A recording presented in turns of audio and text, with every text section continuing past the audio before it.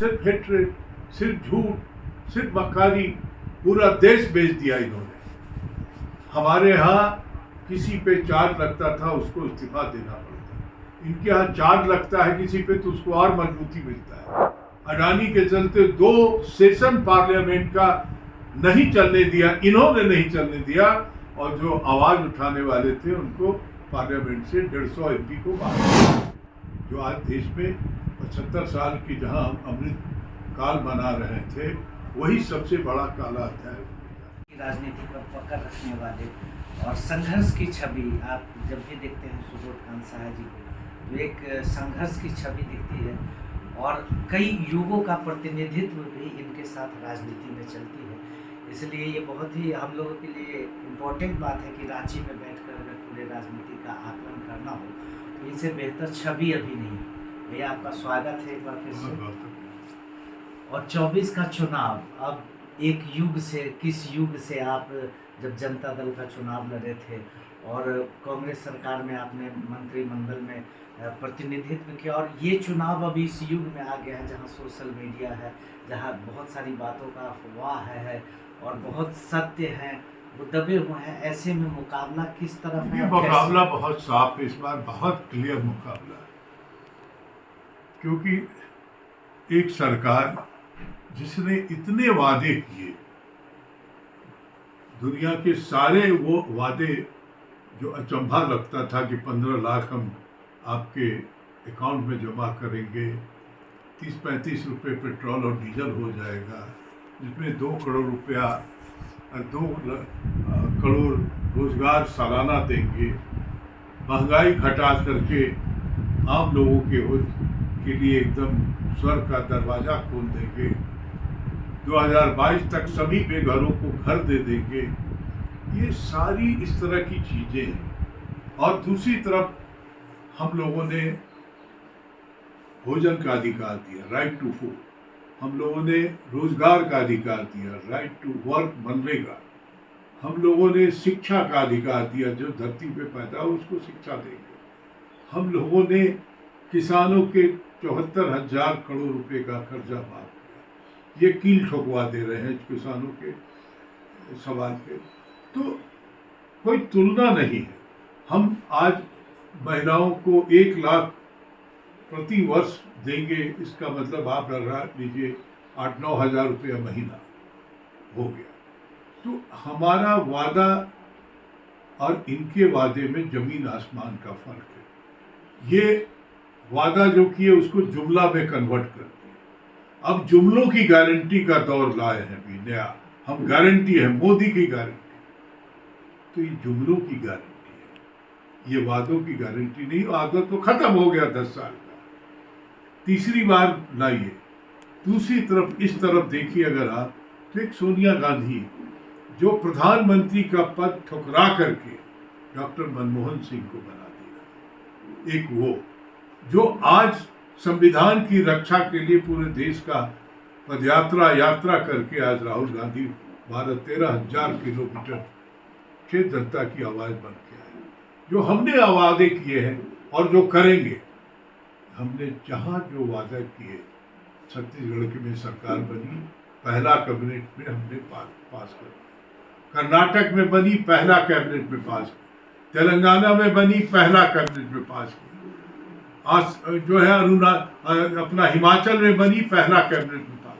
हम करके दिखाते हैं, हम वादा नहीं, वादा कोई रिजल्ट के 24 घंटा भी हम नहीं रहने देते। एक तरफ ये अब संविधान की रक्षा किया, डेमोक्रेसी को स्ट्रॉन्ग किया, ये आज इसलिए 400 नंबर चाहिए इन्हें कि हमें संविधान बदलना ही। मैं नहीं कर रहा हूं, उनका उम्मीदवार कह रहा है, जो एमपी का उम्मीदवार है, आपने देखा राजस्थान के एमपी का, आज ब्यूरोक्रेसी को घुटना टेकाए, जुडिशरी को बुली करना है। आपका ये मीडिया जो चौथा स्तंभ होता था, इसको पैर के नीचे दबा दिया है, जो बोला नहीं, आवाज बोला नहीं कि जेल। ऐसी स्थिति हम उस इमरजेंसी को भी देखे हैं और इस इमरजेंसी को भी। कहते हैं कि उस इमरजेंसी से सीखा है इंदिरा जी से हमने राजनीति। तो उससे ज़्यादा ठीक किया ना, और इंदिरा जी तो माफ़ी मांग ली थी कि गलती हुई हमसे, माफ़ी मांगा। लेकिन ये तो एक पूरी तरह से आज इनकी गलती अब किस दिशा में जा रही है?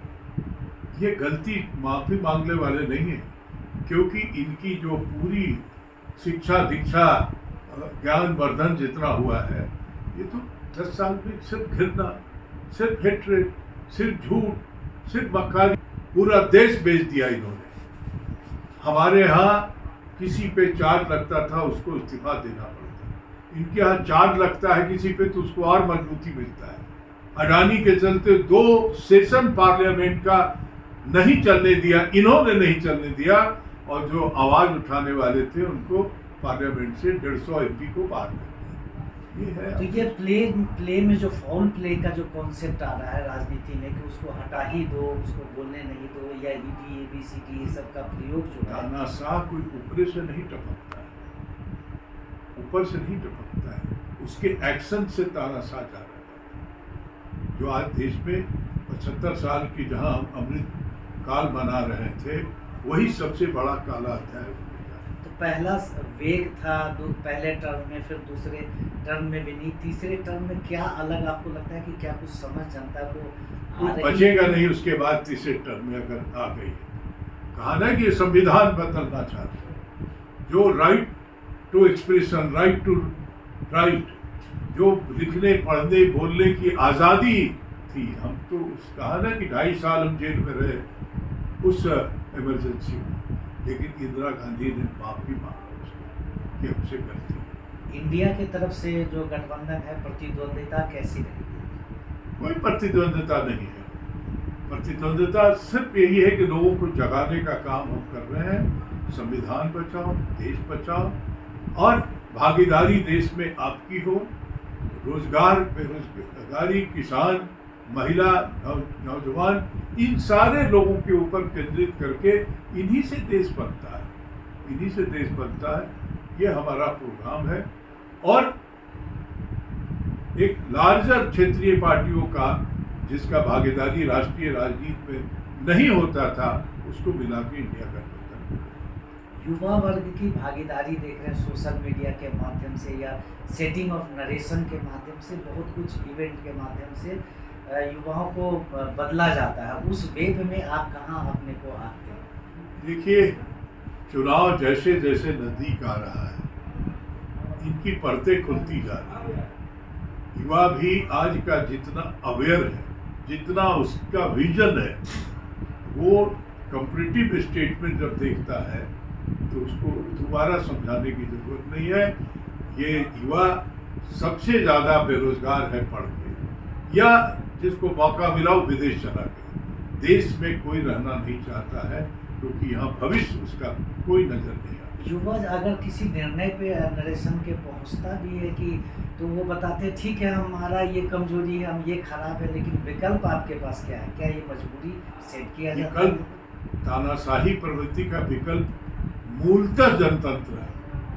तो जनतंत्र में सोनिया गांधी, जैसा मैंने कहा कि प्रधानमंत्री का पद छोड़ दी, मनमोहन सिंह कहीं चर्चा में नहीं थी। 10 साल उन्होंने देश के खजाने को भर दिया। उन्हीं की नीति थी, जो आर्थिक नीति जिससे ये देश आज आगे बढ़ के खड़ा है।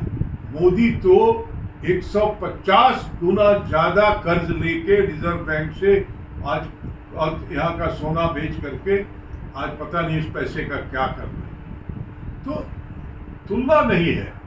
जगलरी से आर्थिक व्यवस्था नहीं चलता है। आर्थिक व्यवस्था के लिए ज्ञानवर्धन ज्ञानी चाहिए।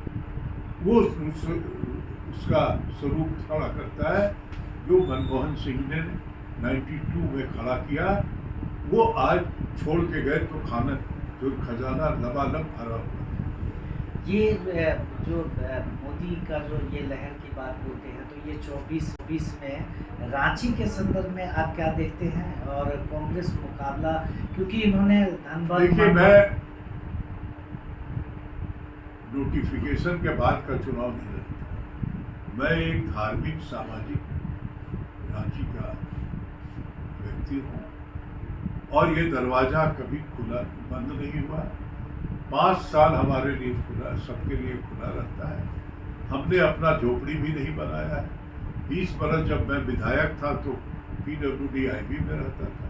जब देश का होम मिनिस्टर बना तो HEC का क्वार्टर किराए पे लेके रहता। तो हमारे लिए कोई मुकाबला नहीं है। हमारे लिए मिशन है, जनता के दरबार में है। 4.5 लाख वोट आया था। इतने वोट पे तो 2 बार हम MP बन गए थे। तो पिछली बार पता नहीं क्या गुल खिलाए थे लोग कि 7 लाख वोट आ गया। तो इसलिए मैं समझता हूँ कि हम जैसे जिस स्पीड पे चलते हैं उसी स्पीड से अगर चुनाव लड़ना हुआ तो लड़ेंगे। शुभकामनाएं हैं आपको, फिर Thank बात you, होंगी। thank you। और ये आपने सुबोध कांत सहाय जी जो रांची संसदीय क्षेत्र से चुनाव लड़ने जा रहे हैं कांग्रेस के टिकट पर, और इन्होंने हमें देश की राजनीति के बारे में बहुत कुछ बताया है।